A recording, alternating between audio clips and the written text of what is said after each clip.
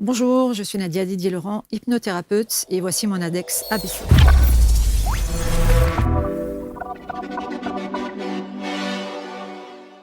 Merci d'accueillir donc sur les canapés d'ABC le profil index que nous avons sélectionné aujourd'hui, Nadia, qui est avec nous. Bonjour Nadia. Bonjour. Vous n'êtes pas venue avec le Kouglof ? Non, Non, bah, j'aurais pu. J'aurais pu. du Grand Nord-Est, évidemment. Strasbourg. C'est ça. Merci d'être avec nous et merci de raconter évidemment votre parcours de vie. Il y a 3 mots que j'ai relevés qui sont importants dans votre accompagnement, dans votre expertise et de ce que vous proposez à ceux et celles qui nous regardent. C'est clarifier, aligner, agir. Exactement. D'où ça vient ? C'est les 3 mots qui englobent vraiment tout l'accompagnement que je présente aujourd'hui. Votre approche ? Oui, et mon approche. Si on les reprend dans le détail, clarifier. Je clarifie c'est un état des lieux en fait. On clarifie ce qui est là, dans l'instant, sur différents plans, visibles et invisibles. Après, on aligne les choses, ou on nettoie, on aligne, et après, en fait, on se met en action. Parce que s'il n'y a pas d'action, pour moi, en fait, la notion, c'est quand je me mets en mouvement, je deviens acteur de la transformation. Si je ne me mets pas en mouvement, ce n'est pas la même chose. Qui peut ne pas comprendre ça ? J'espère que tout le monde le comprend. Se mettre en action, ça semble aujourd'hui une évidence. Il y a des gens qui n'ont pas compris qu'il était nécessaire de se mettre en action ? Parce qu'aujourd'hui, on a souvent la solution, enfin l'autre est censé nous apporter la solution en fait, et on reste souvent sur une information. D'accord. Alors qu'aujourd'hui, le but est vraiment de le descendre en fait dans la matière et de se mettre en mouvement. Aujourd'hui, pour moi, c'est important en tout cas. Vous êtes donc hypnothérapeute. Alors, c'est toujours le même problème. Il faut se définir. Mais on a l'impression, et on le sait au travers de ce que vous avez indiqué sur votre fiche de production, c'est que le champ d'action que vous avez, en tout cas les outils que vous avez, sont relativement vastes. Ouais. Et vous êtes coach avant tout. Vous êtes énergéticienne, hypnothérapeute.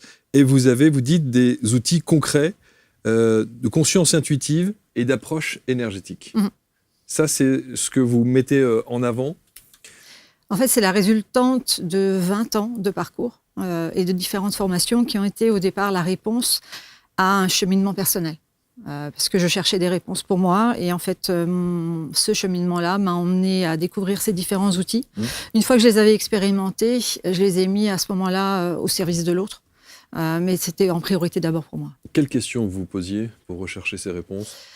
J'avais besoin de comprendre ce que je vivais dans le quotidien, notamment mes ressentis, le fait d'être pas toujours à ma place, ou pas, en tout cas de me sentir différente, et des événements aussi que je vivais, surtout la nuit d'ailleurs, où j'avais besoin de réponses, et j'étais dans un environnement qui ne me permettait pas la compréhension. D'ailleurs, vous le dites, c'est une nuit particulière qui a fait cet instant, ce déclencheur. Qu'est-ce qui s'est passé ? En fait, alors moi j'ai très peu de souvenirs. J'ai le souvenir du retour. J'ai pas de souvenir du départ. C'est mon ex-mari à l'époque. En fait, c'était en pleine nuit et il s'est rendu compte que j'avais une respiration très particulière. Et lui en panique parce que je n'étais plus présente. En fait, j'avais perdu conscience en pleine nuit. Et donc il a appelé les secours, il a appelé les médecins. Et en fait, moi, je suis revenue peu à peu. Le souvenir que j'en ai, c'est que je me suis traînée dans la salle de bain pour aller vomir. Et une fois que j'avais vomi, en fait, je me sentais de nouveau présente. Et donc on a fait tous les tests. J'ai été hospitalisée. Enfin, au départ, ils pensaient que c'était un petit peu des rêves ou des rêves intenses, mais j'ai quand même été hospitalisée pour faire des recherches au niveau épileptique qui n'ont rien donné en fait. Il n'y avait jamais de réponse au niveau médical. On m'a quand même, et puis c'est des événements qui se sont reproduits. Et pas de signe avant-coureur avant cette nuit-là ? Rien du tout, jamais. Et puis surtout, l'explication, alors même si aujourd'hui on ayant fait des recherches, alors je ne suis pas une spécialiste dans ce domaine, mais en tout cas on pourrait faire des crises d'épilepsie la nuit, mais c'est quand même quelque chose qu'on entend rarement. Et en fait, à un moment donné, n'ayant pas de réponse, ils avaient conclu, enfin tout ce qui était au niveau hospitalier, ils avaient conclu que ça pouvait être que ça en fait. Et on m'avait donné un traitement que j'aurais dû prendre à vie pour régler cette problématique. Sauf que visiblement, à vous entendre, on sent bien que cette réponse ne vous convient pas. Non, parce que on allait en fait me donner un médicament qui allait me mettre en conscience modifiée pendant longtemps, parce que en fait ça me mettait un petit peu le soir dans un état second, mais ça ne réglait pas le pourquoi en fait de ce qui se passait. Et donc, à un moment donné, j'ai voulu chercher. Qu'est-ce qui vous reste de l'état dans lequel vous étiez ? Parce que, évidemment, là, vous le racontez parce qu'on vous l'a raconté, en vous disant que vous avez fait ci, vous aviez tel comportement, telle respiration, etc., etc. Qu'est-ce qui vous reste de l'instant ? Le retour, mais en fait, parce que j'en ai refait par la suite. Vous en avez refait encore? J'en ai refait, J'en ai refait surtout une qui était la plus importante, en fait, qui était il y a à peu près une dizaine d'années. Et où, là, on était partis en voyage avec mon mari au lac Titicaca. Et en fait, lui, c'est pareil, il s'est réveillé en pleine nuit. Il m'a dit la sensation que lui, il avait eue, c'était que j'étais entre la vie et la mort, en fait. Et moi, j'étais pas présente, mais par contre, je me suis je me suis sentie revenir dans le corps. Et j'avais l'impression d'être derrière une vitre, en fait. Je lui parlais. Et lui, il me disait, il m'entendait pas, et il disait, mon regard était vide, en fait. J'étais pas présente. Et il me dit la sensation qu'il avait encore, ou la vision qu'il en avait, c'était ce côté où j'étais penchée et presque sans vie pour lui, donc grosse panique parce qu'en plus il parlait pas l'anglais et tout ça. Et c'est pareil, j'ai juste eu à un moment donné, j'ai pu lui faire un signe que fallait que je vomisse.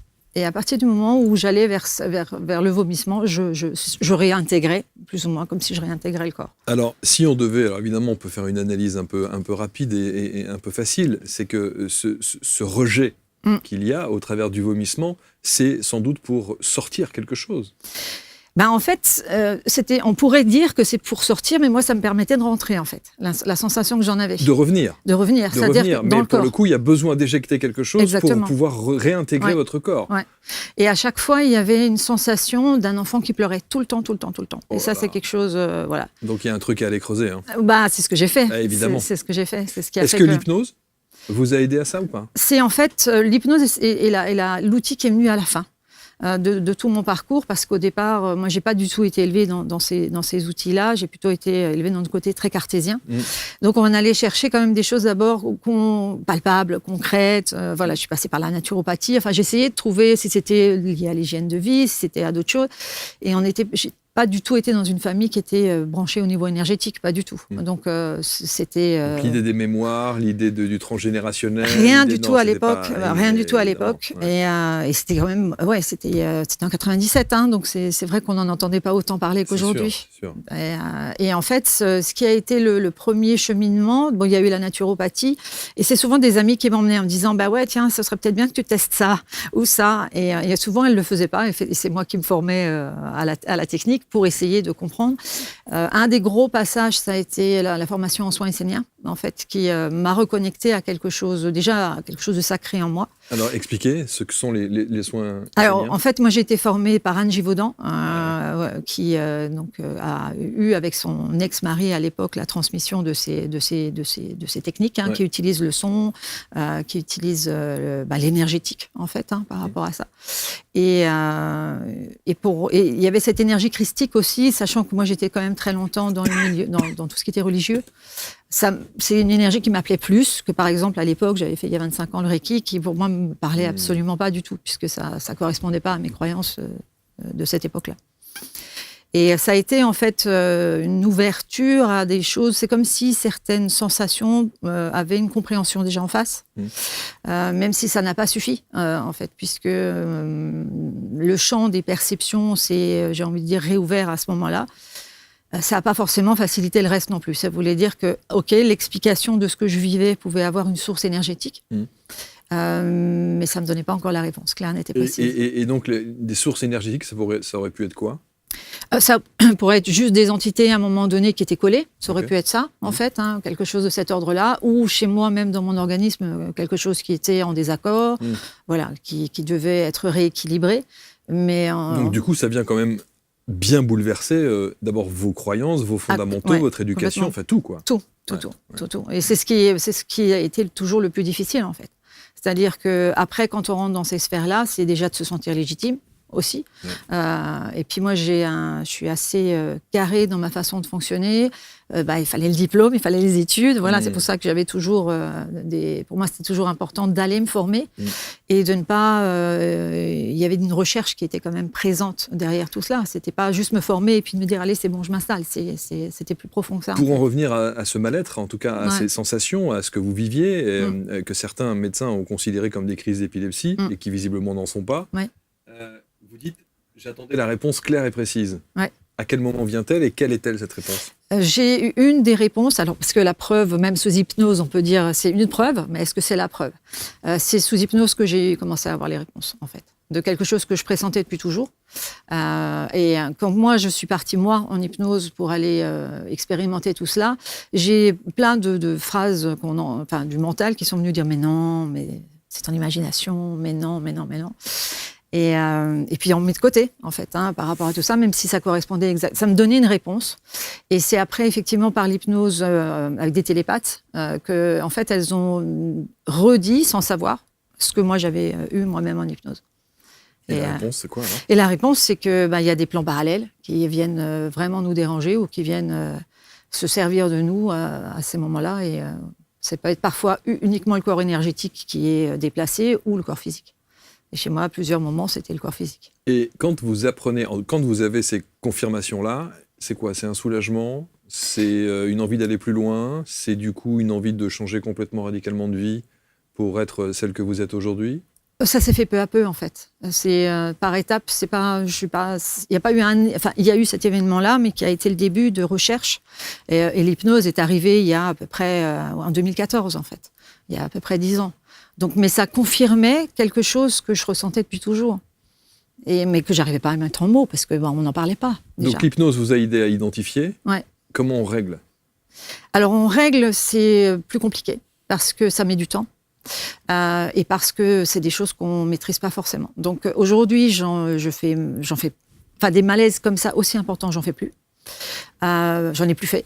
En tout cas, depuis toutes ces années. Par contre, j'en ai fait des mini. Donc, c'est-à-dire que les nuits, en fait, je me réveillais à une certaine heure et tout mon corps se crispait et ma respiration devenait stressante. C'est-à-dire, je sentais que quelque chose s'approchait.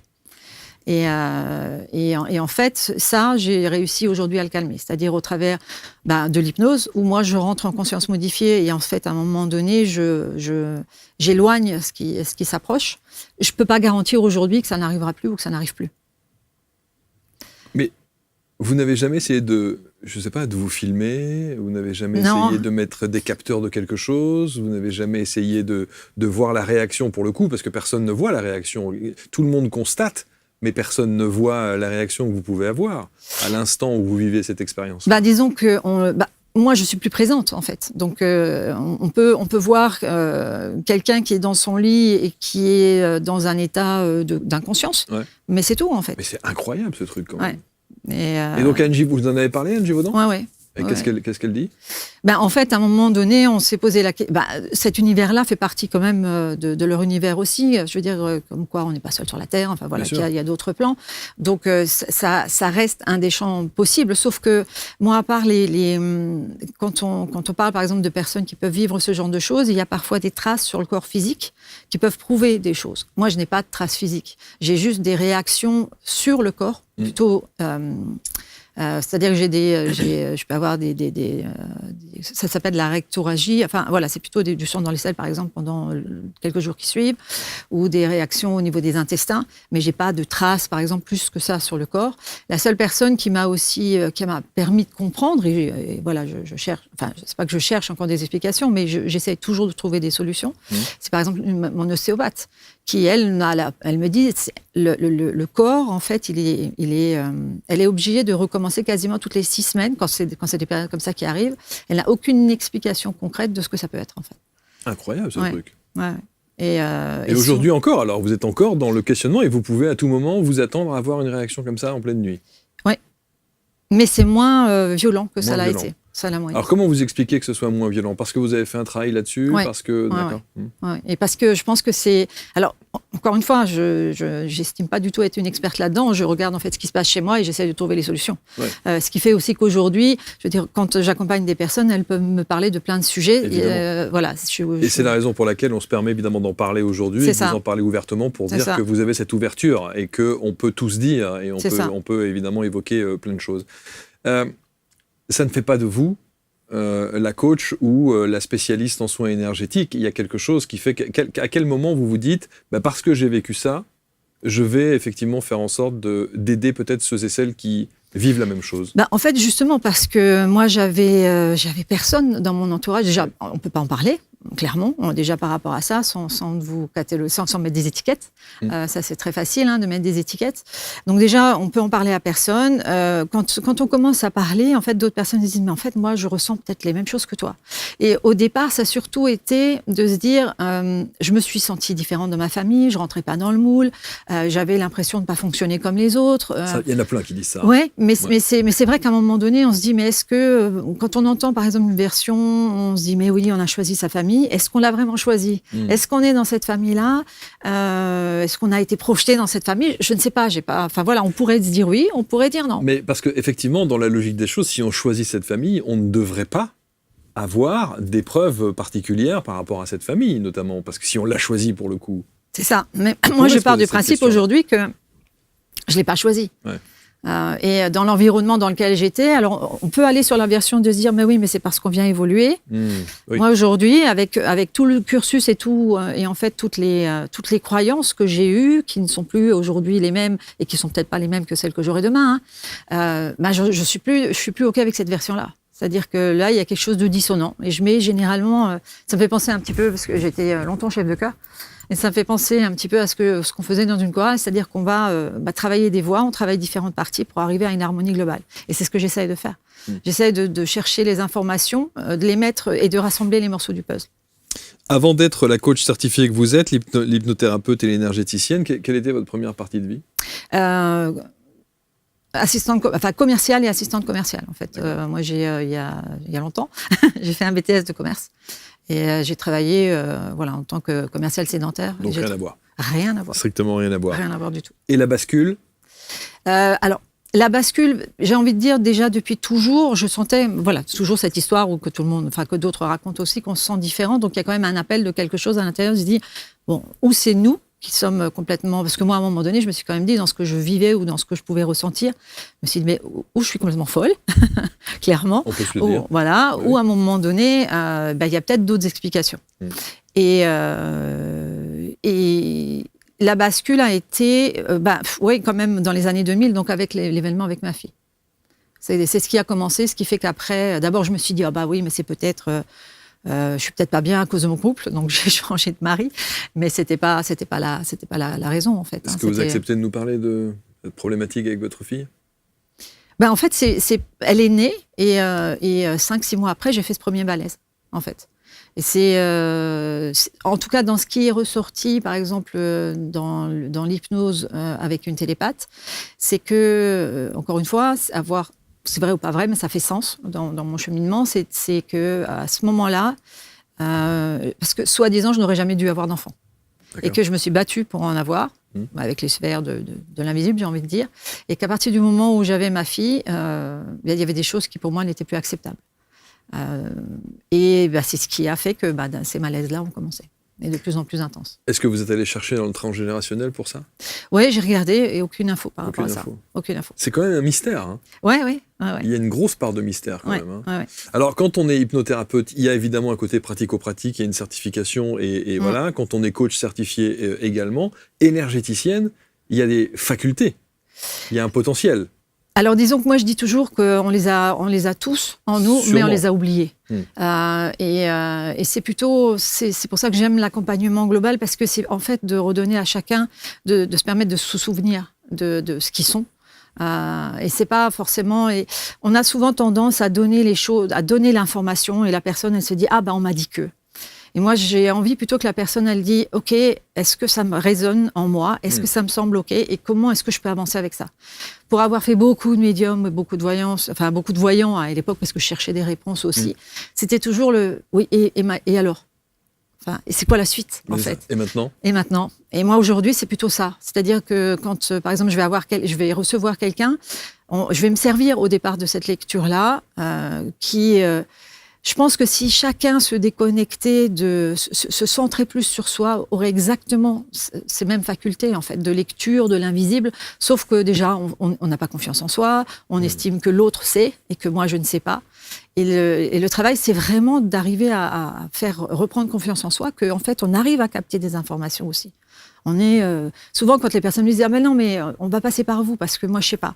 J'ai dit « Attendez, ne dites pas que vous savez pas. Quand vous allez quelque part, vous allez forcément ressentir que c'est confortable ou c'est inconfortable. Vous êtes à côté de quelqu'un, vous êtes bien, vous vous dites donc vous avez du ressenti, donc vous savez faire. Après, effectivement, vous voulez le développer, vous le développez, mais c'est à vous de voir.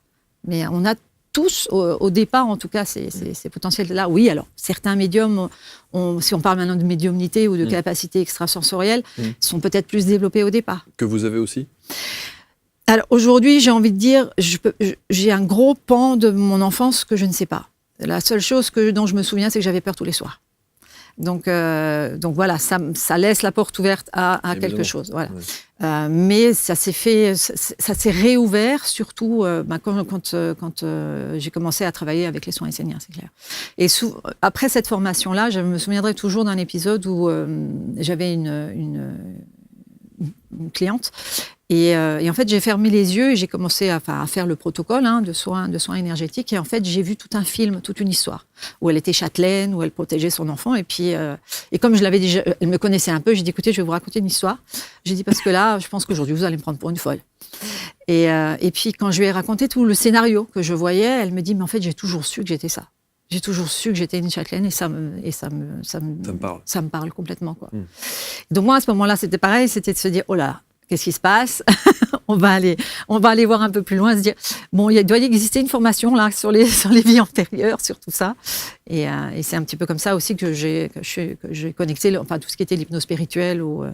Dans cette approche des soins, en tout cas de la dimension énergétique et des soins énergétiques que vous préconisez, il y a évidemment l'approche essénienne, je ne sais pas si on peut la dire comme ça, donc qui est aussi très protocolaire, pour le coup. Mais au-delà du protocole et du côté pratico-pratique, il y a vos ressentis. Vos ressentis, ça passe par quoi ? Ça passe par de la clairaudience, de l'intuition plus, ça passe par quoi ? Ça passe par j'entends et je vois, en fait. Okay. Mais je vois surtout avec les yeux... Enfin, disons que chez moi, c'est important d'avoir toujours une connexion de ce que j'appelle moi un petit peu un cocon sacré, de connexion à la personne. Et à ce moment-là, il y a comme un livre en fait qui s'ouvre autour de la personne. C'est comme s'il y avait tout un film qui se mettait et en fait avec différents scénarios. Et donc je raconte en fait les différents scénarios qui sont pour moi en fait c'est pas forcément une vie antérieure ou une vie parce qu'à ce moment-là on partirait du principe que le temps est linéaire. Or, quand on est dans ces plans-là, il n'y a pas d'espace-temps, en fait. Tout se joue en simultané. Et donc, je décris les différents scénarios que je perçois, que je vois, en fait. Je vois les histoires, qui parfois s'opposent, qui n'ont rien à voir, parfois, dans les scénarios. Oui, ça peut parfois s'opposer. C'est-à-dire qu'on peut avoir... ça m'est arrivé d'accompagner une cliente où, en fait, elle avait cette sensation, elle, d'être comme séparée en deux. Et je voyais vraiment deux schémas, et c'était assez intéressant parce qu'il y a une partie que je voyais à droite et une partie que je voyais à gauche d'elle. Et il y avait une partie où je la voyais vraiment en tant que guerrière et une autre partie où elle était dans la forêt, dans son champ, avec ses fleurs et tout ça. Et puis, j'ai décrit, en fait, ce que je voyais. Sans savoir forcément son histoire au départ. C'est pour ça que j'aime pas trop savoir l'histoire. Et en fait, elle me dit, mais c'est exactement ce que je vis. J'ai cette sensation d'aspirer à cette plénitude, à cette connexion à la nature. Et je suis tout le temps tiraillée. Donc, je me sers en fait des scénarios pour voir si ça résonne pour la personne, pour pouvoir après se dire, OK, qu'est-ce qu'on en fait ? Et du coup, on avance et on se dit, voilà, on va peut-être travailler sur transformer cette mémoire-là qui est peut-être liée à une croyance que vous avez là. Et après, on transforme la croyance et on se met en mouvement dans l'action, pour redevenir acteur de sa propre vie, quoi. Alors, il y a un mot que vous avez dit et que je trouve intéressant parce que effectivement vous allez un peu à l'encontre de ce que font certains autres praticiens ou thérapeutes, c'est-à-dire que ils considèrent qu'il y a la phase d'anamnèse qui permet effectivement de discuter, de savoir, d'échanger pour orienter peut-être le soin derrière. Or vous dites je n'ai pas besoin de savoir exactement quelle est l'histoire de la personne qui me consulte. En fait, je trouve que c'est d'autant plus intéressant par rapport à ça. C'est-à-dire que, par exemple, en naturopathie, oui, on va faire l'anamnèse de la personne. Bien sûr. Aujourd'hui, dans la façon dont j'ai construit mon puzzle d'accompagnement, j'ai envie de dire ça comme ça, on ne peut pas séparer le visible de l'invisible ou de l'invisible du visible, en fait, parce qu'aujourd'hui, ça a un impact important. Et souvent, soit la personne, par exemple, si elle ne me connaît pas du tout, elle a la possibilité, par exemple, de me rencontrer 15 minutes en ligne pour voir si je suis la bonne personne pour elle aussi, si ça match, si on peut, sans que forcément elle me raconte tout. Et à ce moment-là, oui, effectivement, je préfère qu'au départ, quand elle me dit je voulais que je vous raconte, j'ai dit non. J'ai dit d'abord, je vous fais une lecture de ce que je vois et après, on en parle. Comme quoi, ça, c'est vraiment une approche spécifique. Hein. Vous avez, encore une fois, des confrères, des consoeurs qui discutent pendant 1 heure avant pour essayer de bien savoir comment orienter les choses. Mais c'est votre façon de procéder, hein, ceci dit. Hein, c'est très bien. Hein. Je trouve que aujourd'hui, on peut être influencé par ça aussi. C'est-à-dire que forcément, avec ce que la personne va nous dire. Et je préfère, même quand c'est une personne, par exemple, que j'ai déjà eue, qui revient juste pour une lecture, justement, ce que j'appelle, moi, la lecture intuitive, elle vient forcément parce qu'il y a une problématique, parce que quelque chose est bloqué. Et c'est toujours pareil. Je te lis ce que je vois là dans l'instant, ou je vous lis ce que je vois là dans l'instant. Et après, on débriefe, en fait. Et parfois, quand la personne débriefe, j'ai une information supplémentaire ou j'ai une image supplémentaire qui va se rajouter. Dans l'index, j'aime beaucoup demander aux thérapeutes, praticiens, coachs et autres de nous raconter une histoire. Est-ce que vous avez un exemple de quelqu'un que vous avez accompagné qui vous a profondément marqué dans son parcours ? Ouais, c'est un jeune garçon, en fait, que j'ai vu, qui était venu, un adolescent, en fait, qui était venu me voir en séance. Et quand je l'avais eu en séance, je trouvais qu'il était comme robotique, en fait. Souvent, quand c'est des jeunes personnes, on utilise l'imagination, l'imaginaire pour transformer les choses. Et il me disait tout le temps, je sais pas. Et je me suis dit, c'est pas possible qu'un jeune n'arrive pas à créer. Et j'avais dit à la maman à l'époque, je lui ai dit, écoutez, j'aimerais essayer un autre outil avec lui, si vous êtes d'accord. Et c'était à ce moment-là, effectivement, l'outil avec une télépathe, puisque j'ai des télépathes qui travaillent avec moi aussi.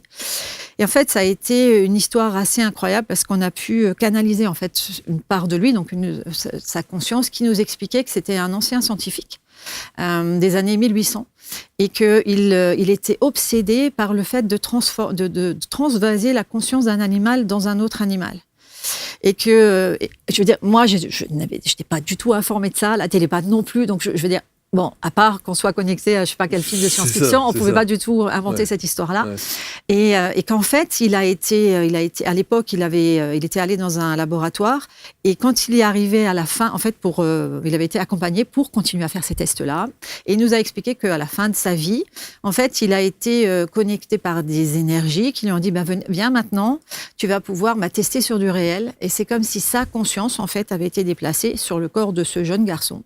Sauf qu'il n'était plus, il était tellement dans la honte de ce qu'il avait, en fait, il n'était pas du tout OK de la manière dont ça se passait, qu'il habitait pas son corps correctement.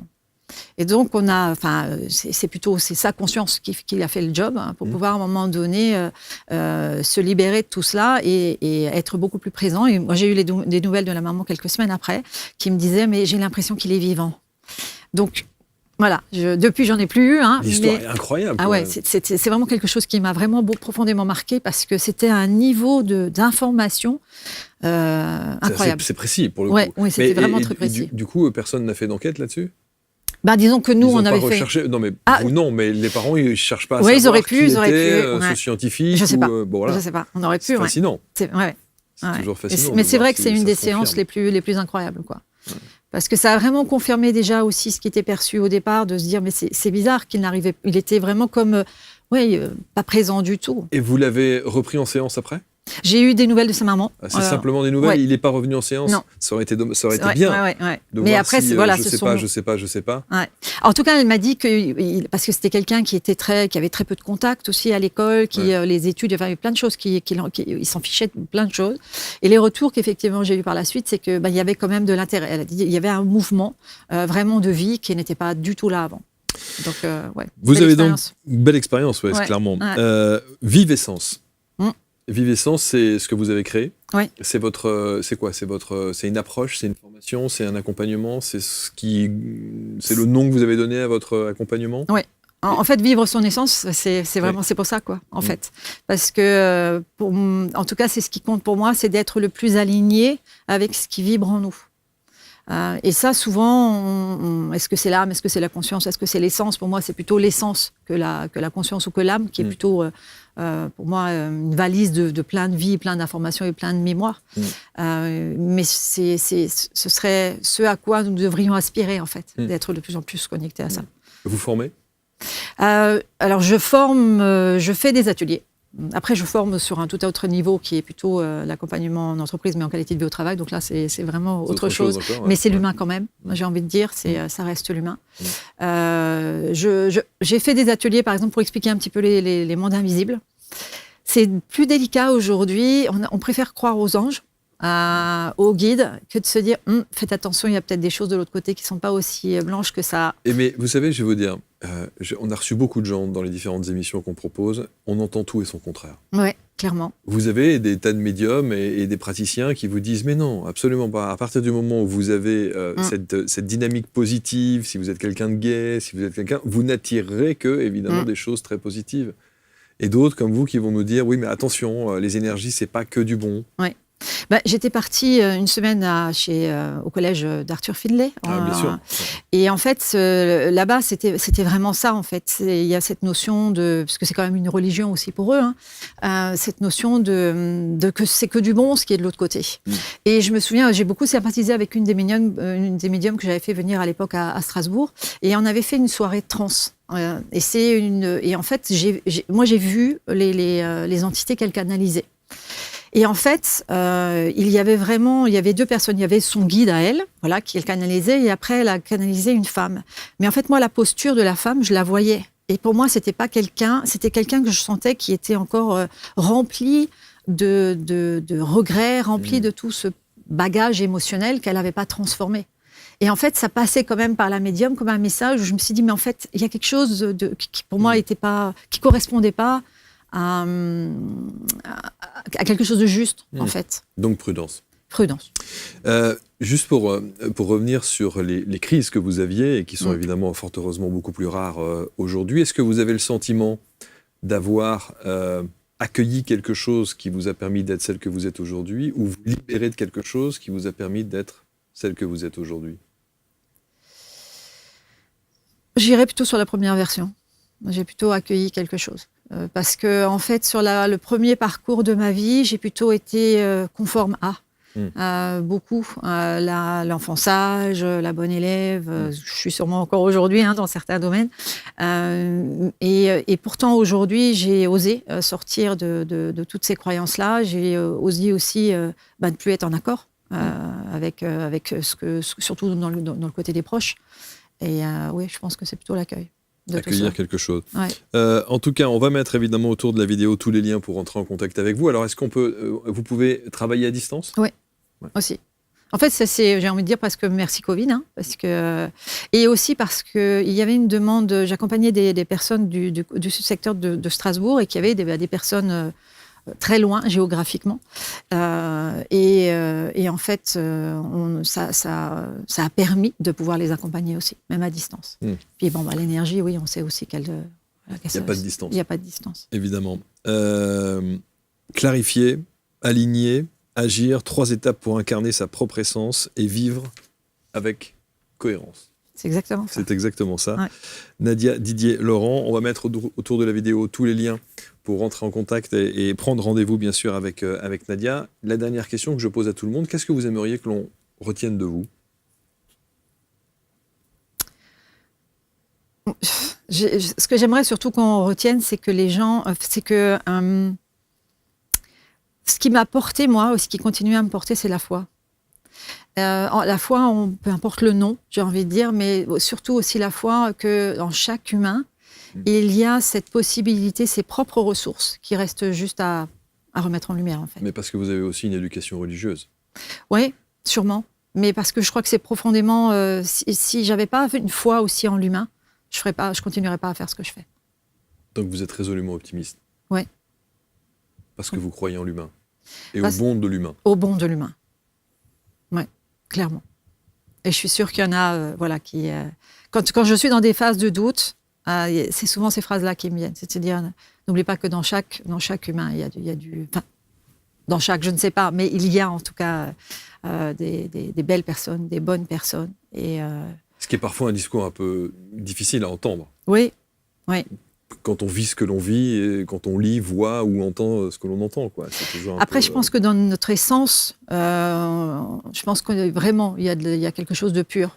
Mais ce sont nos scénarios de vie, c'est nos costumes qui ont fait que peut-être aujourd'hui, on est différent, on agit différemment. Merci beaucoup, Nadia.